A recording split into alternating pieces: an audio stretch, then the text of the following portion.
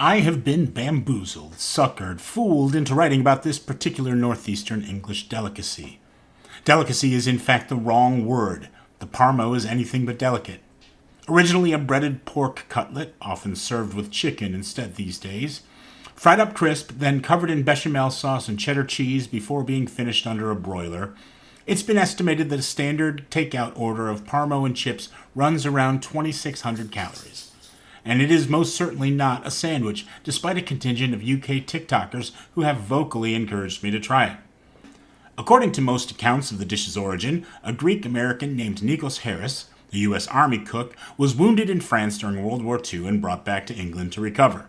The stories do not generally recount the details of his stay in hospital, but they agree that once the war was over, he had grown to enjoy England so much that he settled there and opened a restaurant in Middlesbrough called the American Grill. It wasn't until the following decade, 1958 in particular, that he invented the Parmo. Parmo, as you might imagine, is short for Parmesana, much like we in the U.S. might say chicken parm or eggplant parm. There is no Parmesan cheese in the Parmo, but that's not what the word Parmigiana means. It means from or in the style of Parma, the city in northern Italy where Parmesan cheese, and for that matter, prosciutto di Parma, originates. The original Italian dish called Parmigiana consists of fried slices of eggplant alternated in layers with tomato sauce and cheese and then baked. The veal Parmigiana, or chicken Parmigiana served at your local Italian-American red sauce spot, is an adaptation of this vegetarian dish to our meat-centric American tastes. And the Parmo further adapts that American dish to British tastes. The original 1958 Teesside Parmo swaps out veal for pork, and instead of a bright and acidic tomato sauce, it uses a creamy bechamel. This is topped with shredded cheddar cheese and broiled to melt and brown the cheese.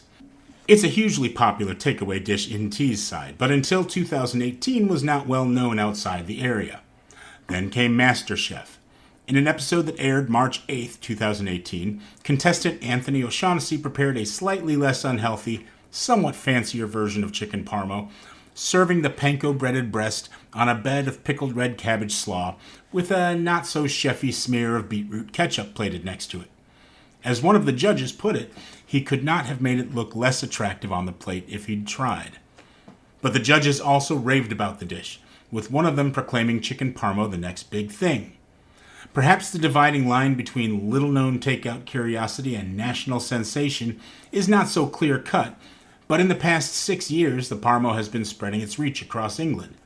In Sheffield, in Newcastle, in York, and London.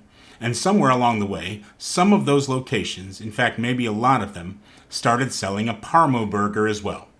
Now if you've listened to me long enough to hear me rant about the definition of a sandwich, you'll know that in many British Commonwealth nations, burger simply indicates a sandwich on a round bun, whereas in American English it usually references a ground beef patty instead. So when I recreated the dish, I aimed not for the super high-calorie takeaway tradition, but for the scaled-down, slightly fancier, not quite chefy version I'd seen when reading about that MasterChef episode. I butterflied chicken breasts ineptly, and breaded them with seasoned flour, egg wash, and a panko Parmesan cheese mixture, plated atop a bed of vinegary red cabbage slaw with an inartistic swipe of beetroot ketchup next to it. The combination of the Parmesan and panko breading, the nutmeg of the bechamel, and the slight browning under the broiler brought a surprising nuttiness out of that cheddar that was nicely offset by the aromatic pungency of the cabbage slaw and the extreme sweet-sour kick of the beetroot ketchup. And when I inevitably sandwiched the thing, I'm not calling this a burger, sorry Brits, I used the same basic ingredients. In sandwich form, the extreme flavor swings of the beetroot ketchup and the cabbage slaw are a bit more muted, but the nice bechamel flavor and the good, sharp, nutty, and browned melted cheddar lead the way. And I can't say that's a bad thing.